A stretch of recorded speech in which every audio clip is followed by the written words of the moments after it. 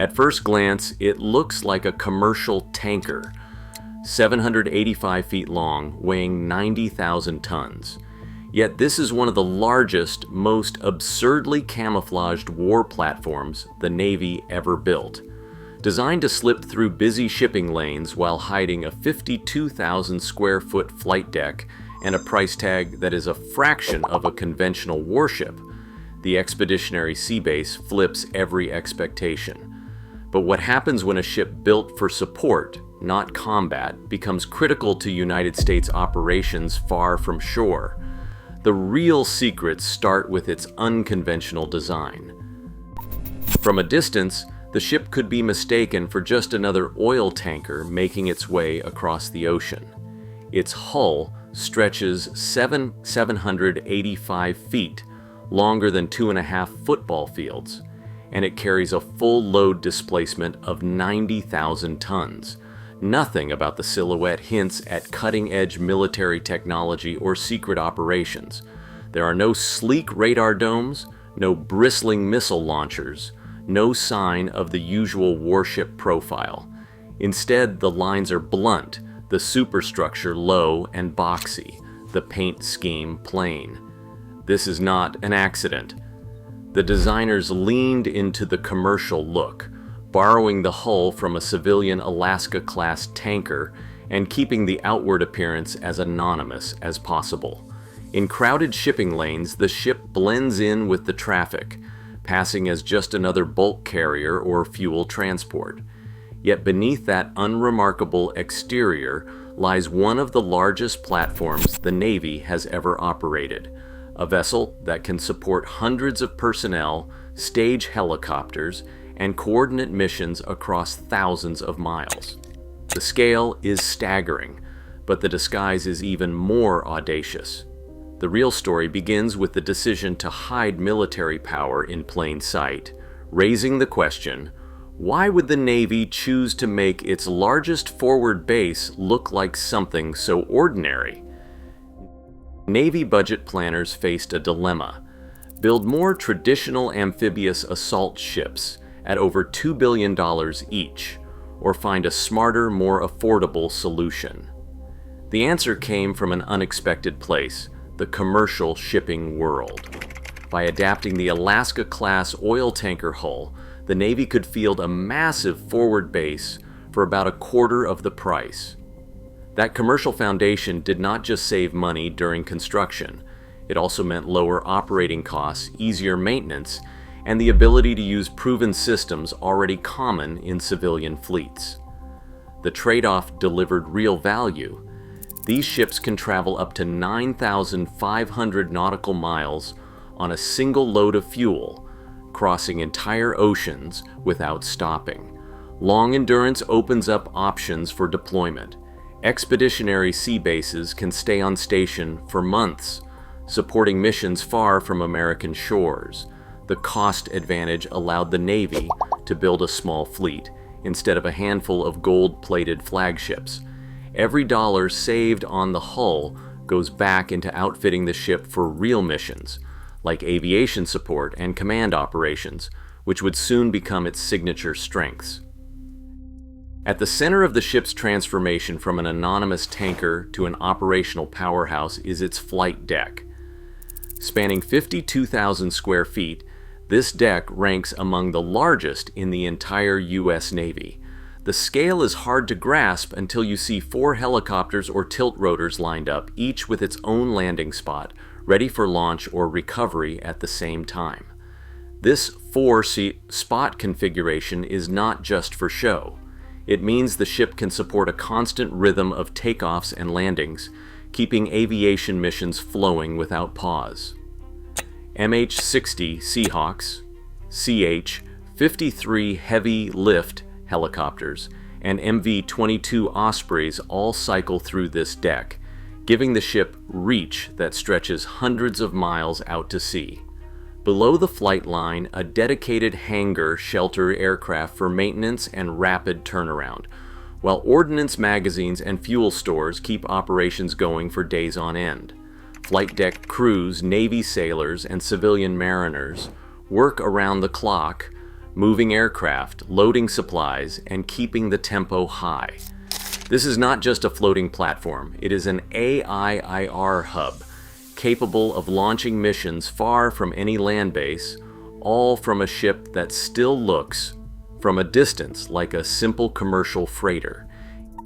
Each day on board an Expeditionary Sea Base, the ship transforms into a floating nerve center for a range of missions that rarely make headlines, but are essential to modern naval operations. The ship's cavernous mission deck houses rigid hull inflatable boats, unmanned underwater vehicles, and mine countermeasure equipment, tools that allow crews to hunt and clear sea mines in contested waters. Above, the flight deck becomes a launch pad for helicopters and tilt rotors that support special operations teams. Up to 250 personnel can embark for these missions, bringing everything needed for rapid insertion, intelligence gathering, or recovery. The ship also acts as a command and control hub, with advanced communications gear linking commanders at sea to regional task forces and joint operations ashore.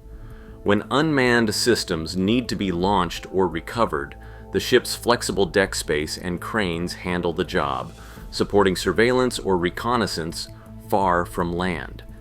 This blend of aviation staging, small boat operations, and command facilities means the ship can adapt to nearly any task short of direct combat, serving as a persistent platform for missions that demand flexibility and reach.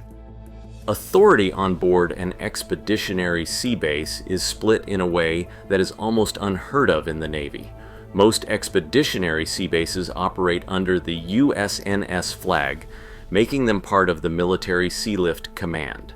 That means the ship's daily running, including navigation, engineering, and logistics, is handled by 44 civilian mariners, many of whom have spent their careers on commercial vessels. Alongside them, a detachment of 101 Navy personnel takes charge of flight operations, mission planning, and security. The result is a hybrid crew, with civilians and sailors living and working side by side, each group focused on its own area of expertise. This arrangement keeps costs down and draws on the best of both worlds: the reliability and efficiency of a merchant ship, combined with the operational punch of a military unit. But there are situations when that is not enough. In August 2017, the Navy commissioned the Lewis B. Puller as a fully commissioned USS warship. It was the first United States-built ship ever commissioned outside the United States. That move handed authority to a Navy commanding officer, allowing the ship to meet strict legal requirements for missions like mine countermeasures and special operations. The dual status model gives the Navy flexibility, letting an Expeditionary Sea Base act as a civilian-run support ship or as a fully commissioned warship, depending on what the mission demands. In January 2024, an Expeditionary Sea Base played a central role in a high-stakes operation in the Arabian Sea. Navy SEALs launched from the ship under the cover of darkness, targeting a vessel suspected of carrying illicit Iranian weapons components bound for Houthi forces in Yemen. The Expeditionary Sea Base served as the mission's floating headquarters, providing a launch pad for helicopters, a staging area for small boats, and a nerve center for intelligence coordination. Without a carrier strike group in the region, the ship's presence made the difference, enabling rapid insertion and extraction of special operations forces, real-time communication with regional commands, and on-scene command and control. The result was a successful interdiction.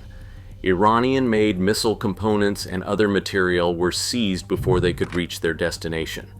This operation demonstrated the payoff of the Expeditionary Sea Base's design, its ability to support complex, forward-deployed missions without the massive footprint or escalatory signal of a traditional carrier.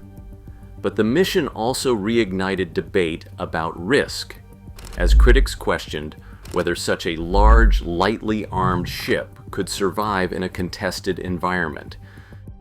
Defense analysts don't mince words when it comes to the Expeditionary Sea Base's vulnerabilities.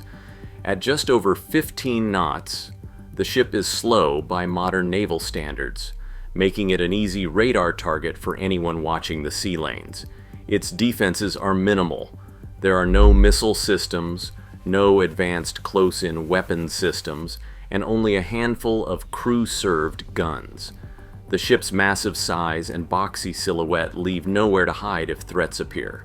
Critics argue that in a high-threat environment, a vessel this large and lightly armed could be picked off before it has a chance to respond. Navy doctrine addresses these shortcomings by never sending an expeditionary sea base into harm's way alone. Instead, the ship relies on destroyers or frigates for protection, staying behind a shield of escorts and layered air defense. The trade-off is clear. Persistent presence and mission flexibility come at the price of survivability, and every deployment is a calculated risk. 6 expeditionary sea bases form the backbone of this new support fleet, with the final hulls arriving by 2025. While small in number, these ships are spread across critical regions, from the Middle East to the Pacific, offering a persistent presence that traditional warships struggle to match. Navy planners are already looking ahead, seeing the Expeditionary Sea Base as more than just a platform for helicopters and boats. The mission decks and open spaces are designed for modular upgrades. Future versions may host unmanned surface vessels, autonomous drones, or act as mobile command posts for distributed operations. This adaptability is drawing attention from both strategists and engineers, who see the Expeditionary Sea Base as a test bed for the Navy's next generation of flexible, networked operations. Instead of building bigger ships, the focus is shifting to smarter, more versatile platforms that can be reconfigured as threats and technology evolve. Right now, 6 expeditionary sea bases operate worldwide, blurring the line between civilian and military, cost and capability. As threats shift and navies rethink presence, the ESB's unconventional form may become the new standard. Sometimes the most radical ideas quietly change the shape of power at sea. What is your take?